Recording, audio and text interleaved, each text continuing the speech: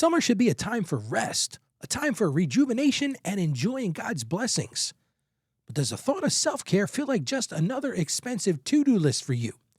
What if you could prioritize your well-being without breaking the bank? Well, stick with me today and let's talk about exactly how to make that happen. Hey there, welcome back to Financially Confident Christian. I'm Ralph and I am so happy you're joining me again today.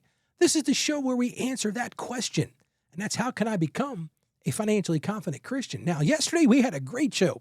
We talked about a digital detox to help you save money and hopefully bring you some peace. And if you missed it, I'm going to encourage you to check it out. You can find all of our shows at financiallyconfidentchristian.com. Well, today we're going to go in a completely different direction. We're not going to detox anymore. Now we're going to embrace self-care. We're going to talk about self-care from a spiritual perspective and a financial perspective. And maybe when I say self-care, you are already starting to think, well, maybe that means I need to book some spa days. Great idea, Ralph. I'm ready to do that. Or maybe for you, you conjure up images of a luxury vacation sitting on an island somewhere. Or maybe you think about joining a boutique fitness program. Yeah, I'm going to go join this fitness program. Or maybe for you, hey, it's just some simple retail therapy. Now, all those things on the surface feel like those are great things to do. They're a great way to create some self-care for yourself. Hey, who wouldn't like a nice luxury vacation? But if we're not careful, the outcome can be something completely opposite of that. It can bring on emotional strain. You might feel guilty. You might start comparing yourself to other people, and it might just be exhausting. And the other side of that is it could lead to some financial stress. I'm talking about bills and overspending. And if we're being honest with ourselves, emotional strain and financial stress, hey, that defeats the whole purpose of self-care.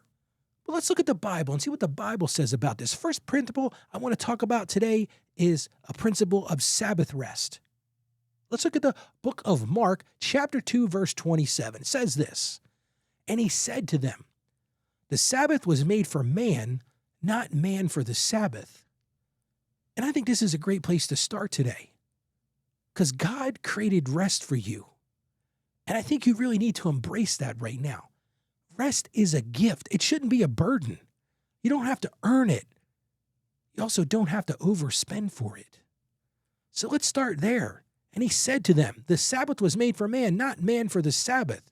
It's okay to rest. It's a gift. It shouldn't be a burden. Let's look at faith principle number 2. That's what I use on the show all the time, and that's contentment. Look at 1 Timothy chapter 6, verse 6. It says this, "But godliness with contentment is great gain." If you listen to the show every day, you know what I'm getting ready to say next. Just like I talk about stuff, true rest doesn't come from stuff. It doesn't come from joining a spa. It doesn't come from taking that luxury vacation.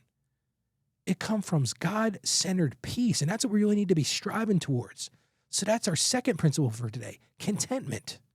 We also want to look at this, and that's my third faith principle for today, and that's stewardship of the body. Let's look at the book of 1 Corinthians chapter 6, verses 19 and 20. It says this, "Do you not know that your bodies are temples of the Holy Spirit who is in you, whom you have received from God? You are not your own. You were bought at a price. Therefore, honor God with your bodies." See, a lot of people, when we start talking about self-care, they start thinking, oh, that's selfish, Ralph. I shouldn't do that. I can't take care of myself. But listen to me right now. Self-care is not selfish. It's just not. It's stewardship.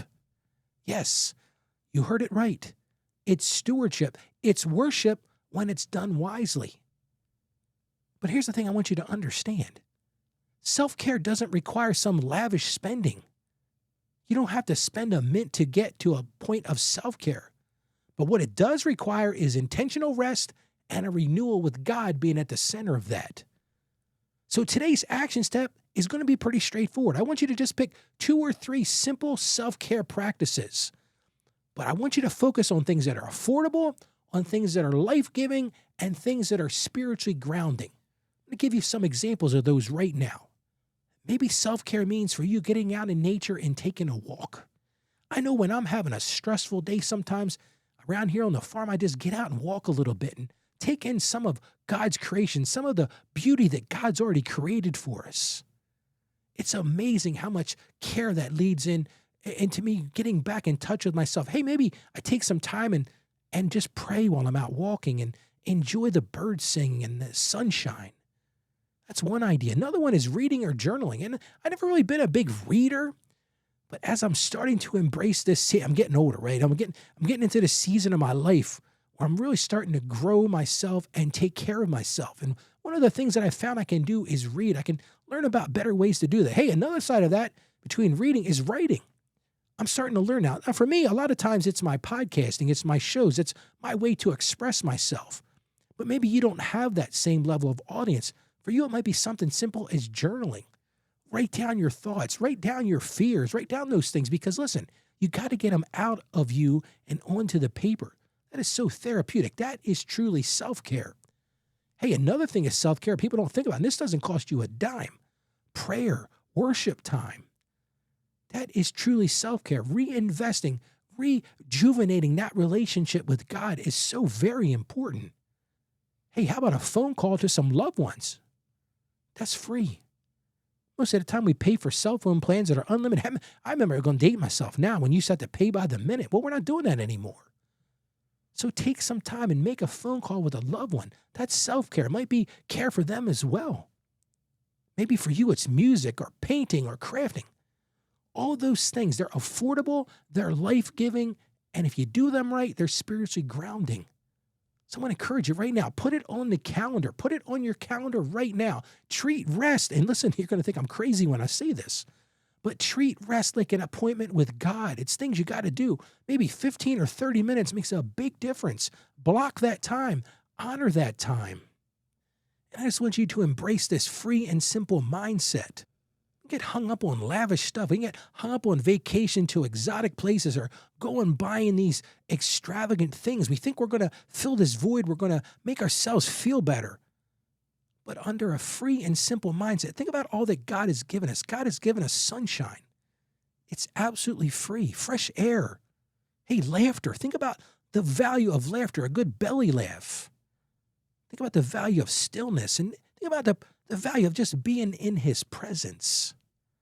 One of the things I'm going to say to you right now is don't overlook the miracles in the mundane and those things that are just everyday occurrences that go on in your life. There are miracles in there. And as part of this, I just want to encourage you to practice some daily gratitude. We talked about that in the scripture about being content. Things I want to encourage you to do right now. Start or end your day with simple thank God. Thank you, God, for whatever those things are. Thank you, God, for sunshine today. Thank you, God, for rain today to water the crops. Thank you, God, for my family. Thank you, God, for a job. Just start by listing 3 blessings. I don't care how big they are, how small they are. You got to start to shift that mindset from lack to peace. That's what it's really all about. Self-care in its nutshell. My big takeaway for today. Self-care in its nutshell is a shift in your mindset from lack to peace. Well, how about we pray together right now? Father God, we just thank you for your provision and for the precious gift of rest that you gave us, Lord. You gave it to us. We don't have to earn it. It's ours. And we confess that we often confuse self-care with expensive indulgences. We see that stuff all around us, Lord. We just assume that's what we have to do. But I just ask right now that you would help us realign with your truth, that peace and renewal are freely given in you. Teach us to be wise stewards of our time, Lord, and teach us to be wise stewards of our bodies and our finances. Help us to embrace the joy of simple pleasures and the rest of worship, just the very act of worship being restful. May we find healing and may we find strength not in spending, Lord, but in your presence. We ask this in confidence. In Jesus' name we pray. Amen. Listen, self-care equals rest plus renewal, not spending money you don't have. It just makes things worse, and it just builds fear and anxiety and overspending. So I just want to encourage you one more time. Choose one activity this week and stick to it. Put it on the calendar. Make it an appointment for yourself. Make it an investment in yourself. And while I'm talking about investments, I want to encourage you right now to share this episode with someone who's exhausted, or maybe you know someone who's burned out, who just needs a little bit of a, hey, there's some hope out there for you.